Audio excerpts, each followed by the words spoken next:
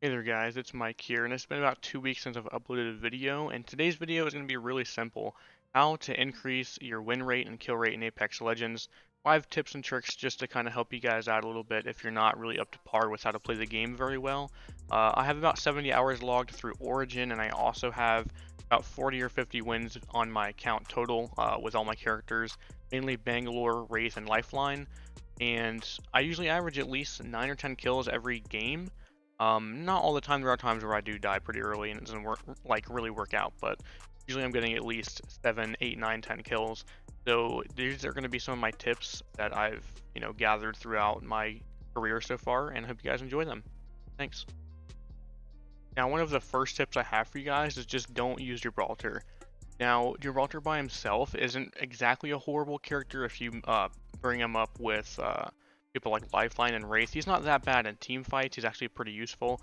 But when you are, running with your team, or even if you're in a 1v1 fight, Gibraltar is just not the best person to be playing because of the fact that his hitbox is just so big and his defensive stats just don't really pay off very well for the fact that he has a bigger hitbox. He has a dome where it blocks incoming shield, and he also has a shield where when he aims down his sight, I think for like a split second or like 1 second or something like that, it actually deploys a shield which blocks, I think, 50 damage or something like that. I'm not exactly sure what it is, but it just really doesn't work out very well because if you're a Gibraltar, you can be picked off easily at about medium range, whereas if you're playing Wraith or Lifeline, which are some of the smaller hitbox characters, at medium range, it's kind of hard to hit them, especially when they're very good at running and moving around, which I'm going to be getting into later. So just don't really pick Gibraltar. No one really plays him. He's not in the meta. He's not very useful. So yeah, guys, just don't use him. He's not worth it until they balance him out.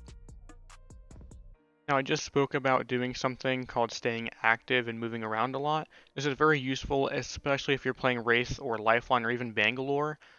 Especially Bangalore, actually, now that I think about it, because of her passive ability. But it's always good to stay active because a lot of people in Apex Legends that I spectate, play with, or even go against, they're very slow. They don't have a very fast reaction time, and they don't really use power slides a whole lot. Power slides are very useful if you use them with jumping at the right times to go over surfaces, especially downhill and over objects and stuff.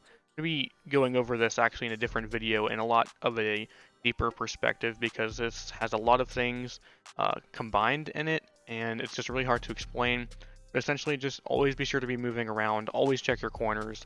Don't sit for too long. If you're looting a loot box or a death box, make sure you're moving around a little bit so you're not, a stable target. There's something else that's also really important when it comes to defeating your enemies is something called thirsting. It's essentially when you knock someone down and they're by themselves, you don't actually kill them until you see their enemies. So pretty much what it is you knock someone down, you can hit them a couple times to make them, frantically talk to their teammates saying, come get me, he's killing me, you know what I mean? Because no one likes to die and then have to be respawned. So essentially it makes them panic and it gets their teammates over there. So instead of having to make yourself vulnerable and actually go towards them, they go towards you and you'll just camp them or even go to a corner where they can't really ping you and you catch them by surprise while they're reviving or just walking over there. It's something really good, especially if you're in a 1v3 situation and you don't have other teammates to help you out.